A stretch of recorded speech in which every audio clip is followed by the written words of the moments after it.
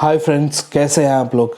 जैसा कि आप लोगों को पता है कि हम लोग अभी जो है फ़िलहाल वाइवा पे बात कर रहे हैं। मतलब जो इंटरव्यू होता है या जिसको हम कहते हैं वाइवा, और वो भी एडमिशन टेस्ट के लिए, मतलब एंट्रेंस टेस्ट के लिए हम उस पर बात कर रहे हैं। नॉर्मल जो प्रैक्टिकल वगैरह में वाइवा होता है उसकी हम बात नहीं कर रहे हैं। तो कल मैंने आप लोगों को बताया था कि इंट्रोडक्शन में आप क्या क्या इंक्लूड कर सकते हैं। कर सकते नहीं बल्कि आपको करना चाहिए। ज़्यादा लेंदी नहीं करना है, इन शॉर्ट एंड क्रिस्प आपको क्या क्या इंट्रोड्यूस करना है वो मैं ऑलरेडी आपको बता चुका हूँ। तो अब ये क्वेश्चन होता है कि जब आप अपने आप को इंट्रोड्यूस करेंगे उसके बाद आपसे क्रॉस क्वेश्चन क्या हो सकता है। Exactly, now you have to think upon that. तो सबसे पहले जब आप अपना नाम बताते हैं तो आपको अपने नाम का मीनिंग पता होना चाहिए, क्योंकि जनरली पूछा जाता है अच्छा आपके नाम का मीनिंग क्या है, या आपके नाम का कोई फेमस पर्सनालिटी था या है जिसका नाम सिमिलर है आप जैसा है।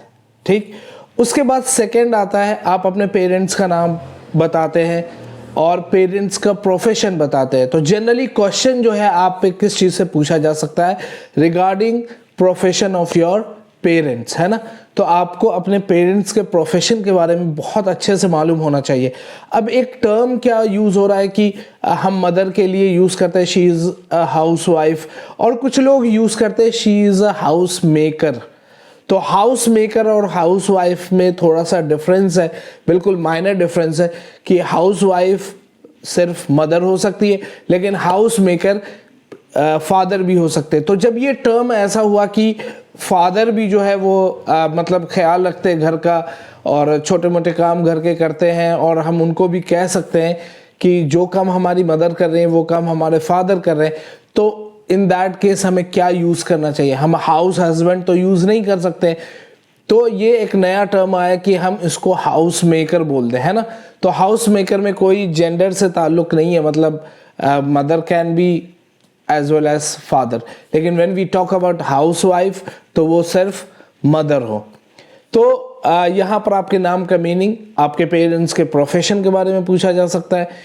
उसके बाद जब आप अपने घर का वो बताते हैं, I mean the place you belong to, उसका नाम बताते हैं, तो हो सकता है कि उसके बारे में पूछा जाए कि okay this place is famous for what, या फिर वहाँ के डीएम कौन है, एसपी कौन है, या फिर उस स्टेट से रिलेटेड पूछा जा सकता है, या उसके आसपास कितने डिस्ट्रिक्ट है, ये सारी चीज़ें, या what are the famous tourist places in that particular location, तो वो भी आपसे पूछा जा सकता है। तो इसको भी आपको प्रिपेयर करना है। अच्छा, मैं 1 मिनट के लिए आप लोगों को रोकूंगा और मैं आप लोगों को बताना चाहता हूँ, बल्कि मैं आप लोगों का शुक्रिया अदा करना चाहता हूँ कि अल्हम्दुलिल्लाह आज 1000 सब्सक्रिप्शन कंप्लीट हो गया, और इसका क्रेडिट ऑब्वियसली आप लोगों को जाता है क्योंकि आप लोगों ने ही सब्सक्राइब किया है, और आगे भी इसी तरीके से सब्सक्राइब करते रहिएगा ताकि आप लोगों को और भी इंफॉर्मेटिव वीडियोस मिले और भी इंफॉर्मेशन मिले, और I can be of any help to you, that would be a blessing for me. हाँ, तो अब हम कंटिन्यू करते हैं इंटरव्यू या वाइवा के बारे में बात करने। तो हमने प्लेसेस के बारे में बताया, फिर उसके बाद जब हम स्कूल के बारे में बोलते हैं तो हमारा स्कूल का भी बैकग्राउंड, स्कूल की हिस्ट्री मालूम होनी चाहिए कि हमारा स्कूल सपोज कब इस्टेब्लिश हुआ, या कोई ऐसा एलुमनी है जो फेमस है, तो ये सारी चीज़ें मालूम होनी चाहिए क्योंकि वो पूछ सकते हैं। ऑब्वियसली उनको नहीं मालूम है कि आपका स्कूल कब इस्टेब्लिश हुआ है, but they will ask you just to check the confidence, आप कितनी जल्दी बोलते हैं। तो इससे पहले कि आप वहाँ डिलेमा में पड़े, आप इस चीज़ को प्रिपेयर कर ले। तो place, school, and then you come to hobby. अब हॉबी में याद रखिए कि जो कुछ भी आप बोलते हैं क्वेश्चन उसी से पूछा जाता है। बहुत सारे लड़के हैं जो कहते हैं कि sir my hobby is to play cricket. Okay fine, लेकिन अब मैं आपको बता दूं कि क्रिकेट जो है एक बहुत ही वास्ट है अपने आप में। मतलब अब इतने सारे टूर्नामेंट्स हो रहे हैं, फीमेल का हो रहा है, वेमेन का हो रहा है, अंडर 19 हो रहा है, अंडर 17 हो रहा है, मतलब टूर्नामेंट्स की कमी नहीं है। हर एक कंट्री में अपना अपना 2020 लीग है, तो क्वेश्चंस जो है वो ज़्यादा हो जाते हैं। And sometimes if you are not follower of cricket आपको पता भी नहीं चलेगा। तो इन दैट केस मैं बच्चों को ये सजेस्ट करता हूँ कि आप बोलें सर मैं क्रिकेट देखता नहीं हूँ, I do not follow cricket, I just play cricket. और ऑब्वियस सी बात है प्लेइंग के बारे में जनरल रूल सबको पता है कि कितने प्लेयर होते हैं, कितने बॉल का ओवर होता है, आप बैट्समैन है या बॉलर है, स्पिन बॉलर है, फास्ट बॉलर है। अगर बैट्समैन, अच्छा बैट्समैन से एक और चीज़ याद आया कि बॉलर एक टर्म है जो हम विमेन क्रिकेट और मेन दोनों के लिए यूज़ कर सकते हैं। बॉलर में हमें नहीं पता चलता है कि मेल है या फीमेल है, लेकिन पहले बैट्समैन यूज़ होता था और विमेन के लिए बैट्सवुमन। लेकिन अब एमसीसी, जो आपको पता होगा, MCC is the only body which sets rule for the game of cricket, और आईसीसी उसको एक्सेप्ट कर लेता है धीरे धीरे, सूनर और लेटर। तो एमसीसी ने ये एक टर्म दिया कि instead of calling batsman batswoman let's call them batter. तो BATTER बैटर, बैटर का मतलब होता है कि मेल भी हो सकता है, फीमेल भी हो सकता है, ठीक है।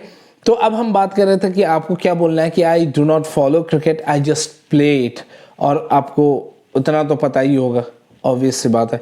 Then we move on to the subject, और सब्जेक्ट में जब हम बात करते हैं तो अगेन सब्जेक्ट का नॉलेज होना चाहिए।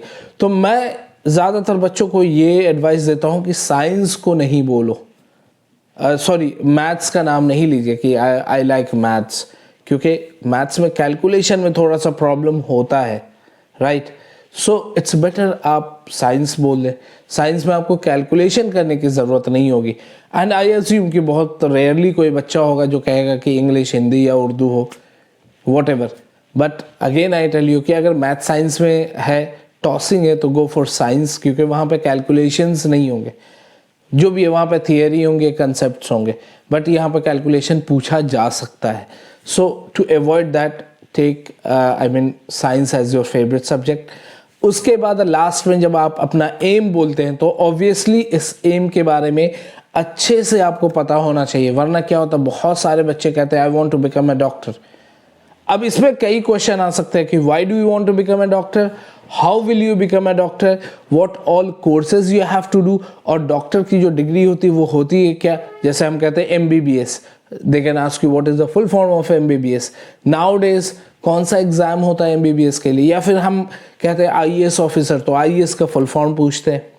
उसके बाद पूछते हैं कि which is the agency which is conducting this test, मतलब कौन सी एजेंसी है जो इस टेस्ट को करवाता है। तो UPSC आप बोलेंगे, वो उसका भी फुल फॉर्म पूछेंगे, यूनियन पब्लिक सर्विस कमीशन, और क्या होता है, कितने मार्क्स का होता है। तो ये सब मतलब बिल्कुल ऑब्वियस है कि they are going to ask.